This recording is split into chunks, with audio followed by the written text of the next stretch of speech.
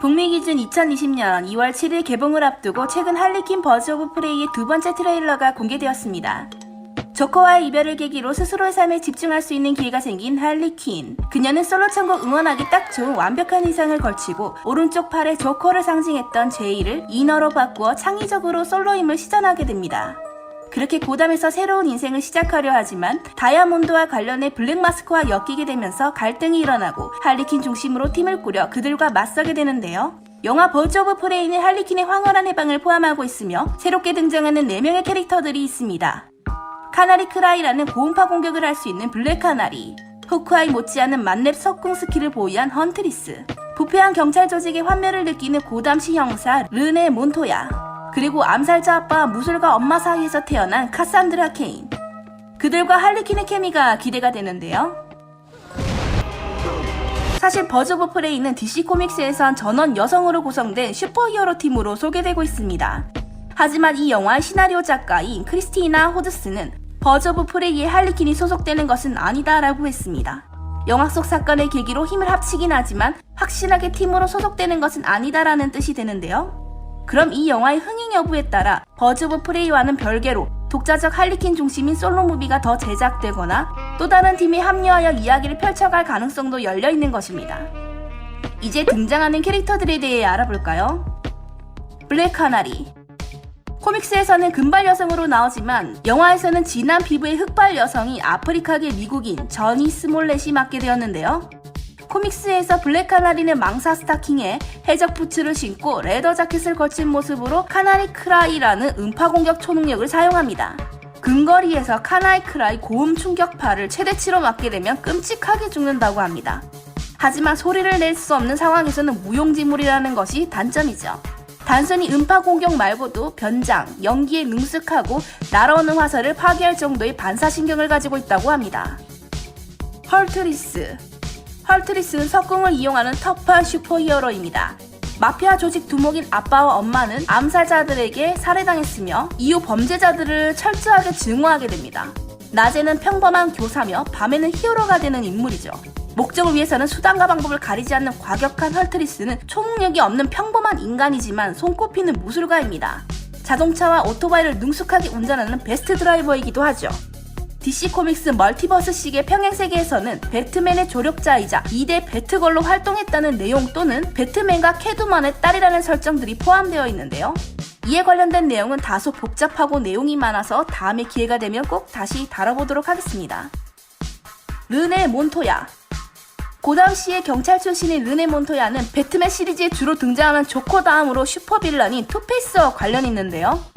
투페이스는 고담의 유명한 지방검사인 하비덴트였지만 조직 보스가 뿌린 화학약품으로 인해 얼굴에 반이 녹아내리면서 이중인격자 투페이스로 각성한 캐릭터입니다.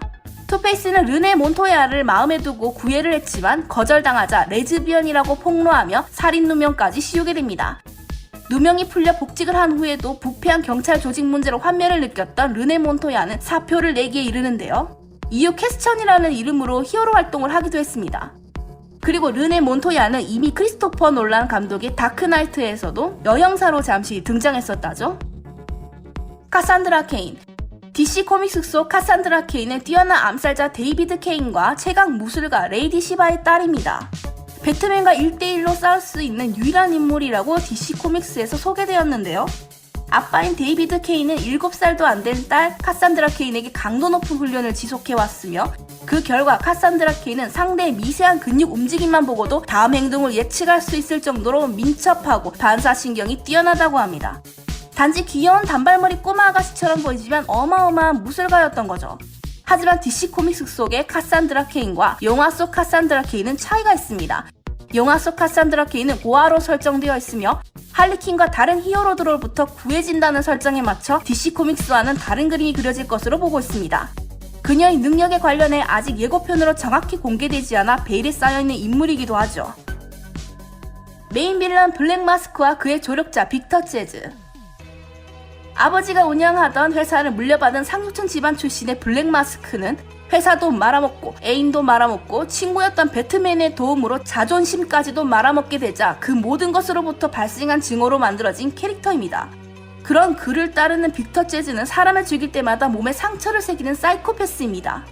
빅터 재즈는 살인 동기나 이유가 없습니다. 이것이 더 잔인하고 끔찍한 두 빌런의 환상의 콜라보를 만들어낸 것이죠. 그리고 주인공인 할리퀸. 할리퀸의 존재는 2016년 수어사이드 스쿼드에서 처음 밝혀졌습니다. 공통적인 할리퀸 존재의 탄생을 간략하게 말씀드리자면 정신병원 의사로서의 프란시스 퀸젤이 조커와 만나게 되고 그와 사랑에 빠져 함께 탈출하게 되면서 본격적으로 할리퀸으로 활동하게 되었다는 것인데요. 그녀는 조커의 연인이라는 그림자에서 오직 조커를 위해 움직이는 범위에 속해 있던 캐릭터였습니다. 하지만 수어사이드 스쿼드에서 찐매력 덩어리로 존재감을 확실하게 드러내게 되었고 본격적으로 솔로 무비에 안착하게 됩니다. 정확히 말하면 솔로 무비인 듯 아닌 듯 솔로 무비 같은 할리퀸의 솔로 무비인데요.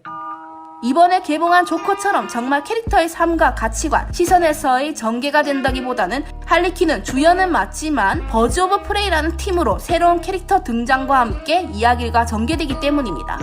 좀 더 할리퀸의 내면을 들여다볼 수 있는 오리지널 솔로 무비가 나왔으면 하는 개인적인 바람이 있는데요.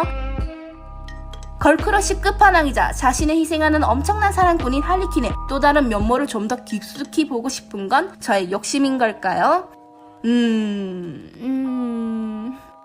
영화 버즈 오브 프레이 할리퀸의 황홀한 해방 2탄 노가리 까기 이어서 보실 분은 여기를 클릭해주세요. 감사합니다.